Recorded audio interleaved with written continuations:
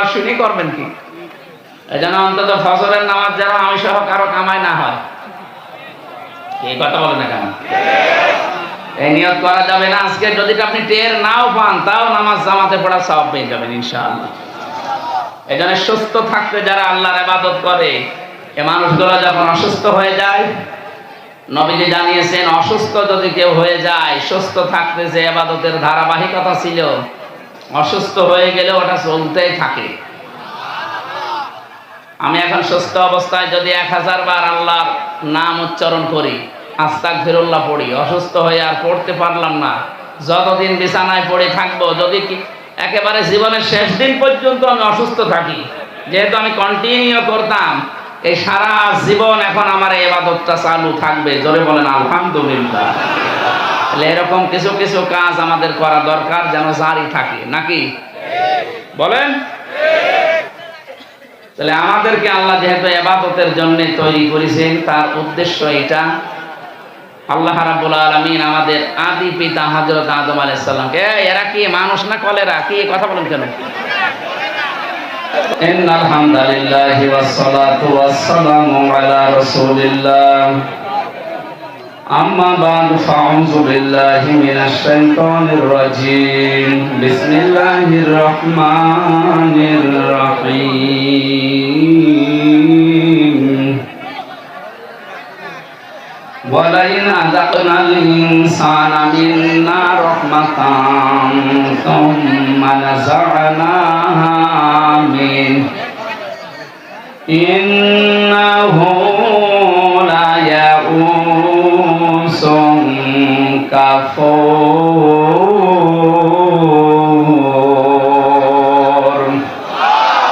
সাদাকতা ইয়া রাব্বানা। আলহামদুলিল্লাহ, পাবনা জেলার সাথিয়া থানার অন্তর্গত যশ মন্ত দলিয়া কেন্দ্রীয় জামে মসজিদ ও কবরস্থানের উন্নয়ন কল্পে ৫৬তম ঐতিহাসিক তাফসীরুল কোরআন মাহফিলের স্বনামধন্য সভাপতি জনাব আলহাজ মহিউদ্দিন মাস্টার, জনাব আব্দুল গফুর মোল্লা,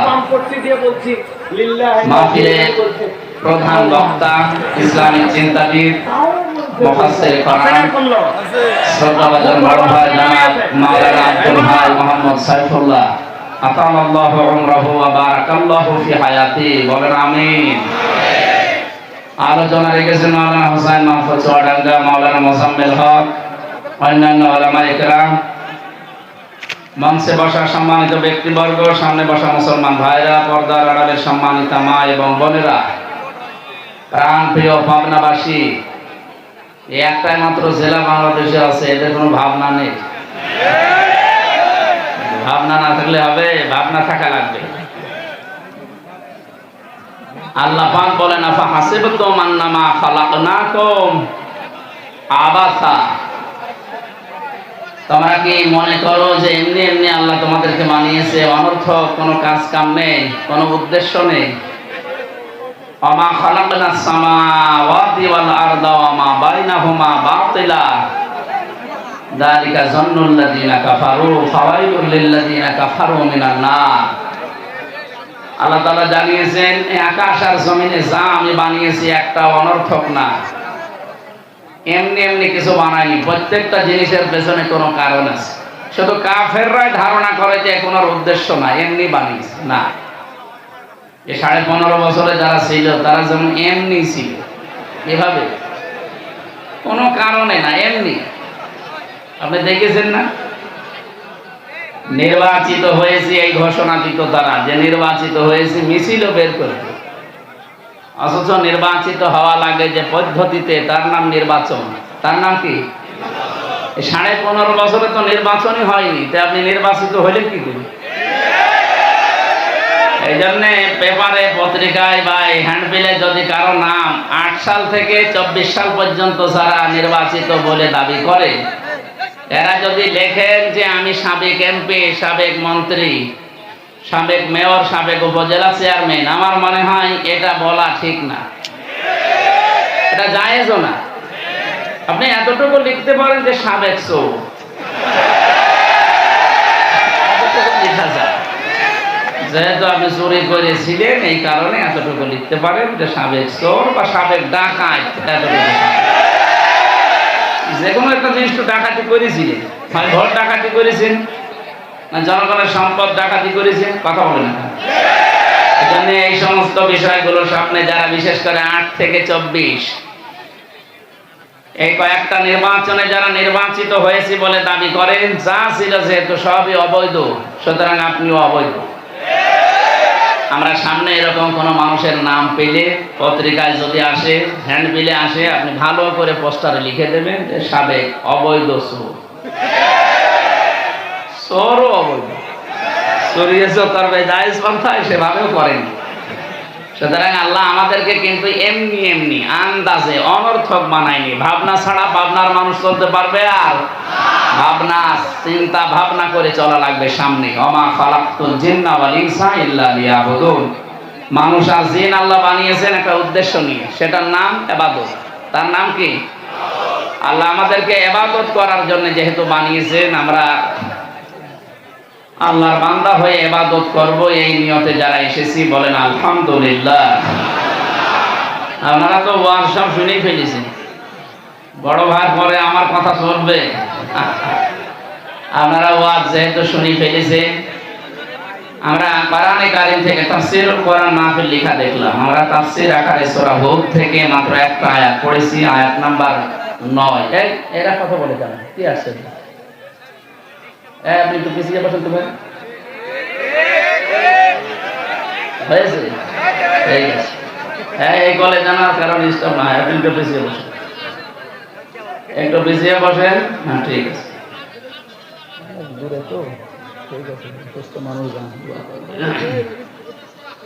জানেন উনি অ্যাক্সিডেন্ট করেছিল কিছুদিন আগে, এখনো স্বাভাবিক হতে পারেনি, অসুস্থ। তারপরও আপনাদের এখানে প্রায় 2 ঘন্টা মতো যারা কথা বলেছেন, আল্লাহ রাব্বুল আলামিন ওনাদের কথাগুলো আমাদের প্র্যাকটিক্যাল লাইফে আমল করার তৌফিক যেন দান করে। আমরাও পারি না, আপনারাও ছাড়েন না, আল্লাহু আকবার। সেরকম হয়ে গেছে, আজকে 4টা চলছে আর একটা আছে। এটা শুধু পাবনা জেলায় মনে হয় এই নিয়ম আছে বাংলাদেশে, আর সাতক্ষীরায় আছে। তাছাড়া বাংলাদেশে আর কোনো জেলায় আমি পাইনি যে সারা রাত এসব করা লাগবে। কোরআনের পাখি শহীদ আল্লামা দেলাওয়ার হোসাইন সাইদি রহমতুল্লাহ আলাইহি, ওনার চাইতে বড় বক্তা নাকি আমরা? বলেন। ওনারা কথা বলতেন সর্বোচ্চ রাত 9টা 9:30 শেষ হয়ে যেত। আর আমাদের মানে 11টা 12টা না হলে নাকি ওয়াজই ছাটে না। এই নিয়মটা পাল্টাতে হবে। আগামী থেকে আপনারা মাহফিল, আমি তো কমিয়ে দেব, সামনে এত মাহফিল আর নেব না, কমিয়ে দেব। এক এক জেলায় হয়তো সর্বোচ্চ 2টা 3টা করে দেওয়া লাগবে। সারা বাংলাদেশ যেহেতু যাওয়া লাগে, আর আমাকেও বেঁচে থাকা লাগবে, পরিবারের সময় দেওয়া লাগবে। 3টা বছর তো পরিবারে সময় দিতে পারিনি, ভেতরে ছিলাম। এই জন্যে সামনে থেকে একটু লিমিট করে নেওয়া লাগবে, শরীরও পারছে না। আল্লাহ আজকে যখন নিয়ে এসেছেন এই সাথিয়ার ময়দানে, এটা শহীদ মতিয়ার রহমান নিজামের এলাকা, ওনার বাড়ি এখানে না? আল্লাহ তাকে শাহাদাতের সর্বোচ্চ মাকাম যেন দান করেন। আমি 21 তারিখে, জানুয়ারি মাসের 21 তারিখে সামনে পাবনা দারুল আমান ট্রাস্ট শহীদ মাওলানা আব্দুস সুবহান রহমতুল্লাহ আলাইহি, ওনার ওখানে যাব। আপনাদেরকে দাওয়াত দিতে বলেছে, আমরা দিয়ে গেলাম। যদি এত দূর থেকে যেতে পারেন, ওখানে দেখবেন এশার নামাজ পড়েই তুলে দেবে। রাত 7টায় বাজতে যদি নামাজ শুরু হয়, 7:30টার ভেতরে প্রধান বক্তা তুলে দেবে। 8টা 9টায় মাহফিল শেষ। ওরা বলে যে নাকি যে সারা দেশের মানুষের স্লোগান যে মানুষ আসে না। মানুষ আসবে না মানে? পাবনা দারুল আমান ট্রাস্টের চাইতে আপনার মাহফিল বড় নাকি? সেখানে মানুষ যায় কিন্তু। আমরা নিয়মই বানিয়ে ফেলেছি এইটা, যেন আগামী থেকে এই নিয়মটা পাল্টাবেন। কত মানুষ এখন ফজরের নামাজ পড়বে না জানেন? অনেকে এশার নামাজও পড়েন, নিয়ত করে আসে যে ফজরও পড়ো। ওয়াজ করেন, ওয়াজ শুনতে ভালো লাগছে। আরে ভাই, ওয়াজ যে করবো কি দিয়ে করবো? যেটা দিয়ে ওয়াজ করবো ওইটাই যদি না হয়, তো আপনি ওয়াজ শুনি করবেন কি? এই জন্য অন্তত ফজরের নামাজ যেন আমি সহ কারো কামাই না হয়। এই কথা বলে না কেন? এই নিয়ত করা যাবে না। আজকে যদি আপনি টের নাও পান, তাও নামাজ জামাতে পড়া সওয়াব পেয়ে যাবেন ইনশাআল্লাহ। এজন্য সুস্থ থাকতে যারা আল্লাহর ইবাদত করে, এই মানুষগুলো যখন অসুস্থ হয়ে যায়, নবীজি জানিয়েছেন অসুস্থ যদি কেউ হয়ে যায়, সুস্থ থাকতে যে ইবাদতের ধারাবাহিকতা ছিল, অসুস্থ হয়ে গেলে ওটা চলতেই থাকে। আমি এখন সুস্থ অবস্থায় যদি 1000 বার আল্লাহর নাম উচ্চারণ করি, আস্তাগফিরুল্লাহ পড়ি, অসুস্থ হয়ে আর পড়তে পারলাম না, যতদিন বিছানায় পড়ে থাকবো, যদি একেবারে জীবনের শেষ দিন পর্যন্ত আমি অসুস্থ থাকি, যেহেতু আমি কন্টিনিউ করতাম, এই সারা জীবন এখন আমার এই ইবাদতটা চালু থাকবে। জোরে বলেন আলহামদুলিল্লাহ। তাহলে এরকম কিছু কিছু কাজ আমাদের করা দরকার, যেন জারি থাকে, নাকি বলেন? তাহলে আমাদেরকে আল্লাহ যেহেতু ইবাদতের জন্য তৈরি করেছেন, তার উদ্দেশ্য এটা। আল্লাহ রাব্বুল আলামিন আমাদের আদি পিতা হযরত আদম আলাইহিস সালামকে, এরা কি মানুষ না কলেরা? কি কথা বলেন কেন? কলেরাই হবে।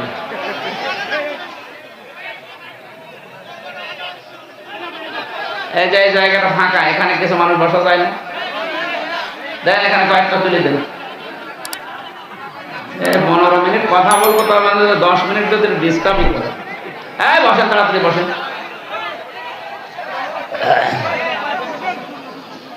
সুবহানাল্লাহ। ভাববেন, আওয়াজ কানে লাগবে, কানে আওয়াজ লাগবে না, তাহলে গলা বসে যাবে। সুবহানাল্লাহ, আলহামদুলিল্লাহ, লা ইলাহা ইল্লাল্লাহ, সুবহানাল্লাহ, আলহামদুলিল্লাহ, সুবহানাল্লাহ, আলহামদুলিল্লাহ, লা ইলাহা ইল্লাল্লাহ, লা ইলাহা ইল্লাল্লাহ, মুহাম্মাদুর রাসূল।